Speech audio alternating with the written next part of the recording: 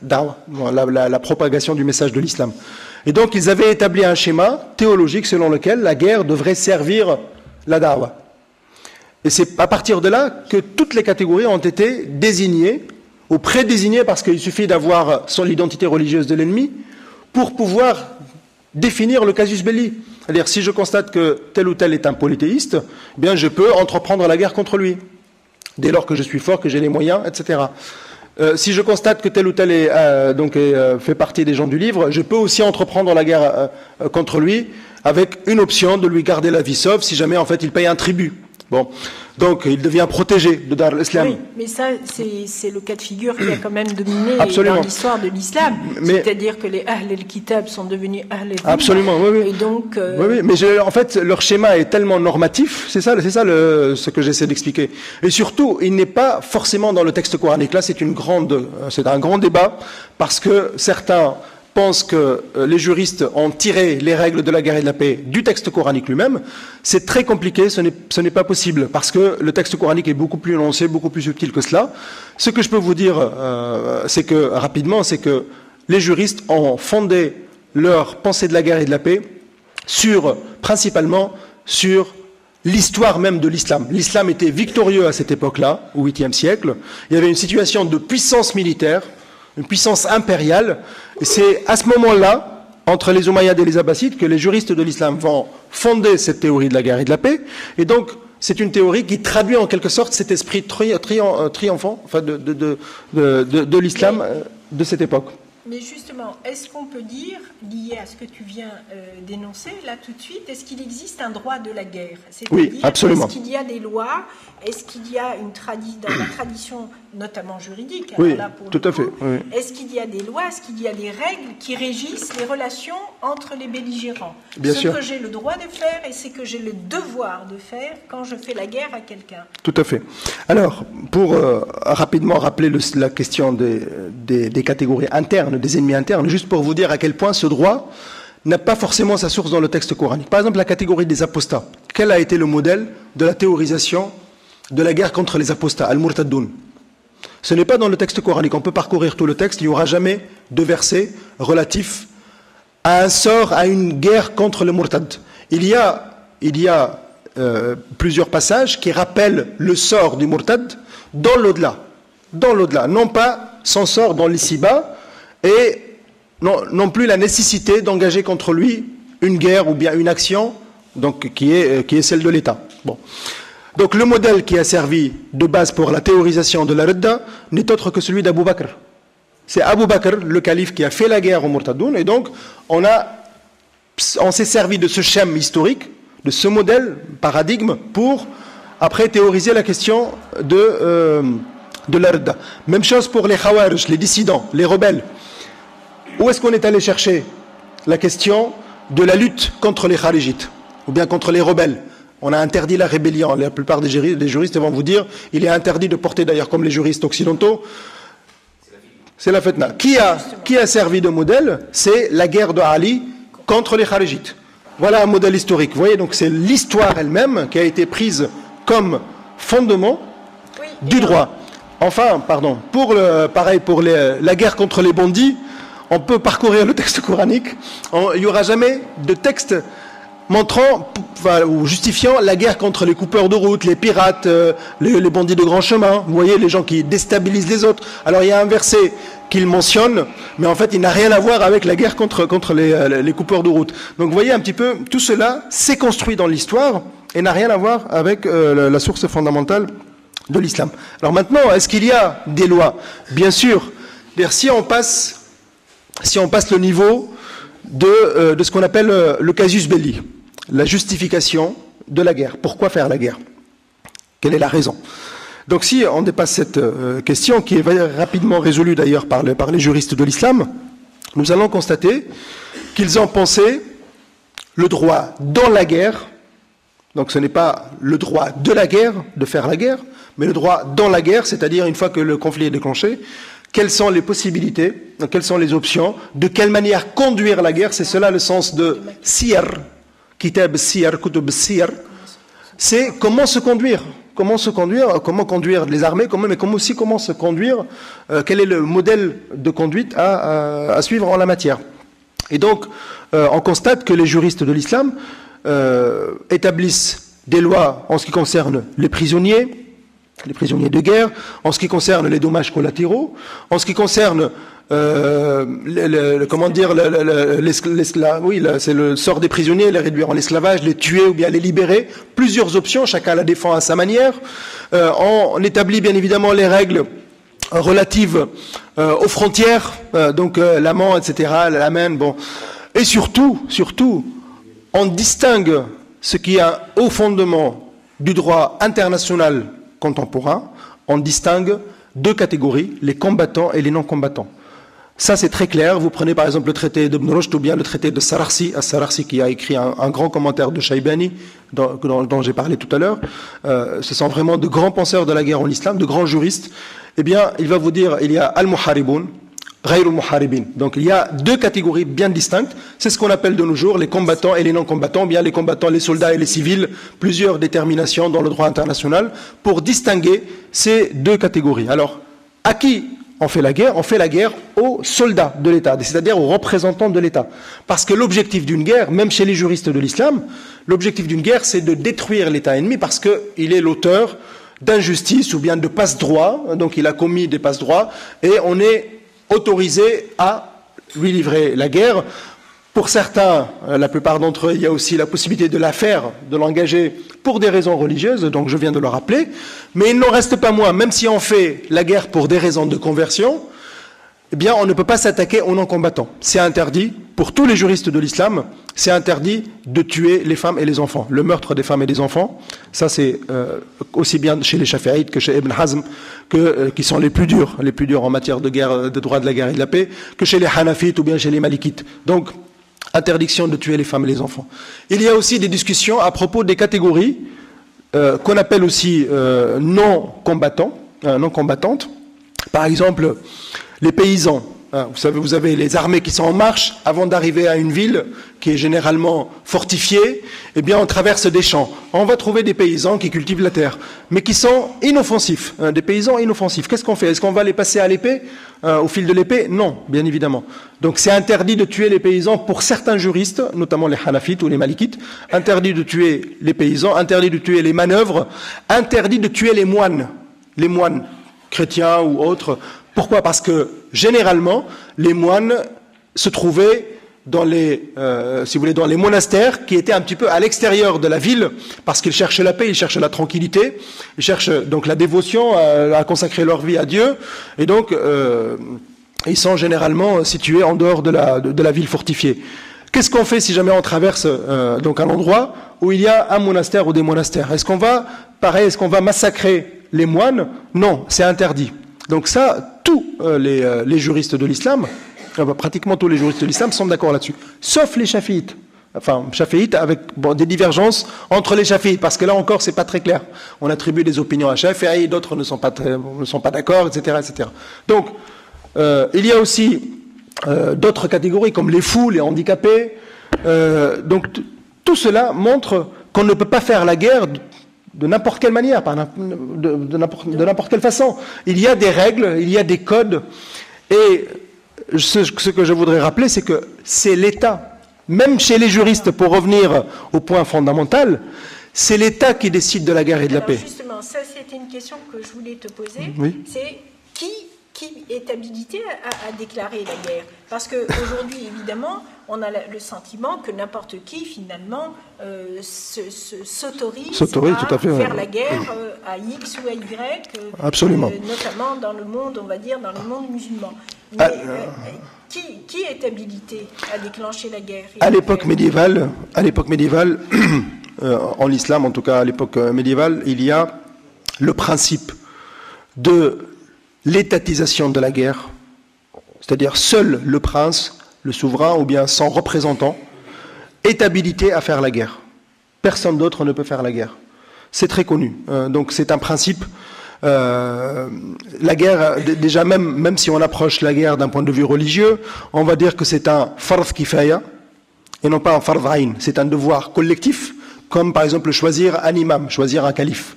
Choisir un calife, ce n'est pas un devoir qui incombe à n'importe quel musulman, individuellement. Ce qui lui incombe individuellement, c'est la prière, le jeûne, etc. Ça, il le fait individuellement. Par contre, il y a des devoirs collectifs. Bon, c'est très connu, les règles juridiques. Et donc, la guerre fait partie de Furud al-Kifaya. Donc, des choses qui relèvent justement du vivre ensemble, de la communauté politique, du corps politique. Et celui qui représente le corps politique, eh bien, se charge de la question de la guerre. C'est lui qui la déclenche, c'est lui qui la fixe, c'est lui qui peut même dire non, on ne peut pas faire la guerre, on n'est pas en état de faire la guerre parce qu'on est faible, par exemple, on n'a pas les moyens, on n'a pas de soldats, on n'a pas d'armes, etc. Donc c'est le prince qui décide. Dans son conseil, enfin c'est l'État. Et donc cette étatisation de la guerre est un point acquis dès le départ, dès la naissance du droit musulman. C'est un point qui était fortement revendiqué par tous les juristes. Aucun juriste ne vous dira, oui alors n'importe quel groupe pourrait au nom de l'islam faire la guerre à tel ou tel groupe. C'est ce que tu as évoqué tout à l'heure, notamment avec les groupes dissidents, pourtant. Prends les Khawarij, par exemple, qui ont été extrêmement turbulents. C'est pour ça que c'est interdit. Il est interdit de porter les armes contre l'autorité souveraine qui représente le pacte, le contrat, permettant aux musulmans de vivre sous la même autorité, de vivre paisiblement. Donc c'est pour cette raison-là qu'on interdisait les dissidences ou bien les rébellions. La rébellion est interdite parce que elle dissout le pacte social, elle conduit à l'effritement du corps politique, elle conduit à la discorde, à la guerre civile, à la fitna justement. Et donc c'est pour cela que la plupart des juristes étaient très conservateurs. Ils étaient pour la conservation de l'État installé. Bon. Alors, il y a peut-être un aspect sur lequel, pour le raccrocher à notre actualité, un aspect sur lequel il serait intéressant peut-être d'avoir un éclairage, c'est le djihad. Bon, si on prend l'exemple de Daesh aujourd'hui, qui fait la guerre en fait à tout le monde, et quantitativement d'abord aux musulmans qu'ils soient sunnites et évidemment aux musulmans chiites. Donc on aurait une espèce de djihad à l'intérieur même de l'islam. Alors évidemment on dira que ça n'est pas nouveau puisque très tôt en islam on a eu les musulmans ont combattu d'autres musulmans et chacun pense à al-fitna al-kubra depuis d'ailleurs et même avant la mort de Othman, qui a été donc assassiné par des musulmans, puis ensuite entre Ali et Muawiyah, mais tout ça vous le connaissez. Mais ça n'était pas pour des motifs religieux. C'était des enjeux d'ordre politique qui prévalaient à l'époque. Donc, et à l'époque, le sunnisme, ce qu'on appelle aujourd'hui le sunnisme et ce qu'on appelle aujourd'hui le chiisme, n'étaient pas constitués encore doctrinalement. Ils sont le fruit d'une élaboration doctrinale progressive sur la durée. Donc, cependant, on voit historiquement, si on prend le Xe siècle est réputé avoir été un siècle chiite, puisqu'on a vu des États, des dynasties, je cherchais le mot, des dynasties chiites prendre le pouvoir. Et dans la foulée, mais là je parle sous ton contrôle, il y a eu des juristes ou des penseurs, et pas parmi les moindres, je pense à Al-Razali par exemple, qui ont théorisé une forme de djihad contre les schismatiques, contre les hérétiques, et notamment contre les chiites. Ça, ça me paraît quand même important. Tout à fait. Alors, les choses, effectivement, tu as abordé des choses très intéressantes et en même temps complexes, extrêmement complexes, parce que on convoque plusieurs temporalités et surtout on convoque en fait des régimes historiques qui ne sont pas effectivement les mêmes. Pour commencer par le premier point que tu as abordé, le djihad moderne, dont se réclame Daesh par exemple. Ce type de djihad, j'insiste beaucoup là-dessus, est éminemment un produit contemporain. On a l'impression que Daesh, en fait, ou bien d'autres Al-Qaïda, ou on les appelle comme on veut, sont en train d'exécuter des ordres qui se trouvent dans le Coran, ou des maximes, ou bien des injonctions, ou des prescriptions qui ont été théorisés au début de l'islam ou bien qui seraient représentatifs de la conduite du prophète et de ses premiers compagnons. C'est totalement faux, pour la simple raison que ce à quoi nous avons assisté au XXe siècle, c'est tout simplement la naissance d'une idéologie guerrière qui est liée à l'idéologie islamiste qu'on peut découvrir en lisant Maudoudi, en lisant Saïd Qutb, en lisant les grands théoriciens de ces courants. Et là, on constate que déjà le sens de l'islam a changé à l'époque. Dans les années 30-40, l'islam est comparé un peu au fascisme, donc c'est très clair chez Maudoudi, il y a des passages qui comparent l'islam à une idéologie totale, globale. Il est comparé au communisme dans les années 50, il est comparé au capitalisme, donc l'islam devait être, aux yeux des fondateurs de l'islamisme à l'époque, une sorte d'idéologie capable de concurrencer les grands systèmes du monde à l'époque, sur le plan aussi bien sur le plan économique que sur le plan social, sur le plan international, etc., etc. Donc on a voulu faire de l'islam non pas une religion, non pas une civilisation, mais une idéologie globalisante. Vous voyez, donc c'est ça. Déjà, on ne parle pas du même islam, enfin de la même signification. On ne se situe pas dans le même, dans le même registre sémantique. Et dans ce cadre-là, le djihad devait être l'instrument. Donc il y a des éléments anciens qui sont repris, des éléments anciens, effectivement, qui sont glanés par-ci, par-là, d'Ibn Taymiyyah, d'Ibn al-Qayyim al-Jawziyya, etc., et qui sont mis en avant pour montrer qu'on est dans la continuité, mais en fait, on n'est pas dans la continuité, on est dans la rupture. Pourquoi ? Parce que quand on lit Saïd Qutb, par exemple, on va constater que sa pensée du djihad, qui est un peu naïve d'ailleurs, s'appuie sur l'idée que, eh bien, il faut reconstruire la société musulmane, parce que nous sommes dans la jahiliya. Et donc, une fois qu'on a reconstruit la société musulmane en faisant la guerre aux autres musulmans et en les ramenant au vrai islam, donc qu'est-ce que c'est que le vrai islam ? Déjà, c'est une grande question. Mais en tout cas, pour eux, le vrai islam, c'est ce que je représente moi, c'est ce que je peux prononcer, je peux énoncer moi en tant qu'individu ou penseur ou acteur. Et donc, une fois que, si vous voulez, qu'on a formé cette société, eh bien, on pourrait partir à la conquête du monde. Et là, on retrouve le lien entre guerre et da'wa.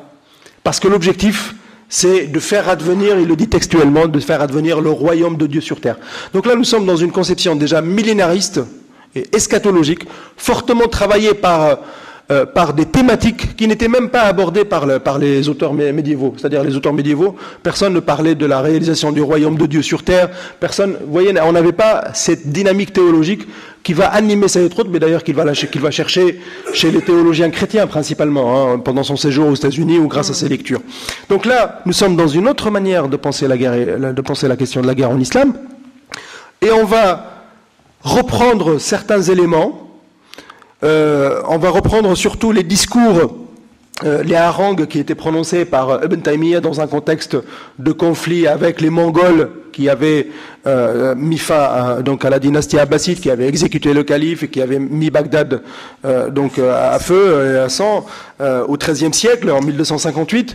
Et donc on va donner l'impression qu'il y a une sorte de continuité. Or, il n'y a pas de continuité, il y a véritablement rupture.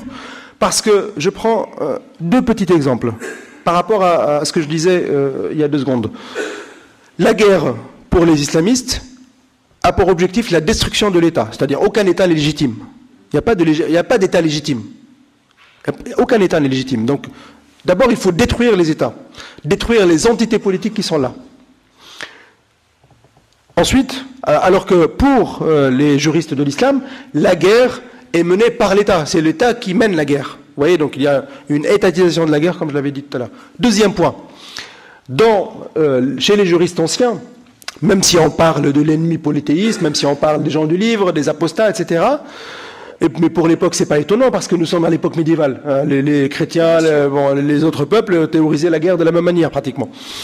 Donc, même si on parle du casus belli qui est défini sur des bases confessionnelles, eh bien, il n'en reste pas moins que la guerre a des codes, a des lois, et qu'on respectait certains critères qu'on va trouver dans la guerre juste. La plupart des théoriciens dont je vous parlais, principalement les juristes, retrouvent ou permettent de retrouver les principes de ce qu'on appelle la guerre juste en Occident. C'est quoi ces principes ? D'abord, l'autorité légitime. Ce n'est pas n'importe quel individu sur un coup de tête qui va conduire la guerre. L'autorité légitime, les chances de succès, c'est-à-dire si j'ai la possibilité d'engager la guerre, je le fais. Si je vais conduire ma population au massacre, je ne le fais pas, par prudence, par principe de prudence, et pour préserver, économiser les vies humaines. Troisième principe, la proportionnalité, c'est-à-dire que si jamais il y a eu des escarmouches sur la frontière, des petits incidents sur la frontière, je ne veux pas utiliser la bombe atomique pour nucléariser les populations qui se trouvent à la frontière, les populations ennemies. Vous voyez, donc je vais répondre de manière proportionnée donc à l'acte hostile que j'ai subi. Également, un autre critère, quatrième critère, après donc l'autorité légitime, les chances de succès, la proportionnalité, les bonnes intentions. Parce que l'intention, ce n'est pas de faire un massacre, l'intention, c'est de réparer une injustice subie. Cinquième critère, la guerre doit répondre à la cause juste. C'est quoi la cause juste? Généralement, c'est la cause de la guerre défensive. Vous voyez, ce n'est pas la guerre offensive qui se fait par exemple pour le pillage, ou bien pour s'agrandir, ou bien la guerre de conquête du monde, le rêve de conquérir le monde, ou le rêve expansionniste. Tout cela est assorti du critère de dernier recours, le sixième critère fondamental, la guerre en dernier recours. C'est vraiment le critère au nord, et qui a été au fondement du genre des adab sultaniya. Tous les miroirs des princes vous parleront indistinctement, donc quelle que soit la période de la guerre en tant que dernier recours. À cela s'ajoute le critère de la distinction entre combattants et non-combattants. Est-ce que nous avons ces critères dans les théories des djihadistes? Aucun n'existe. Donc la signification du djihad a complètement changé. Elle est fortement liée à une nouvelle théologie dont on peut décrire les principes. Par exemple, chez Saïd Qutb, il y a 3 concepts fondamentaux autour desquels gravite toute sa théorie de la guerre et de la paix. Jahiliya, donc acquisition d'impiété adressée à tous les musulmans. Ubudiyya, rapport de verticalité donc entre l'individu et Dieu. Et Hakimiyya, donc nouvelle conception de la souveraineté qui ne peut plus être politique. Le prince ou le souverain ou le chef d'État, le président, tout ça ne peut pas s'appeler souverain. La souveraineté appartient à Dieu. Donc il y a une nouvelle conception, une nouvelle élaboration de l'idée de souveraineté. Chez les anciens, par exemple, ils parlaient du imam, du khalifa, du sultan, du amir, en tant que souverain. Il y a la notion de mulk, ou bien de sultan, ou bien de dawla, qui renvoie, chacun à sa manière, chacun des termes à sa manière, qui renvoie à l'idée de souveraineté.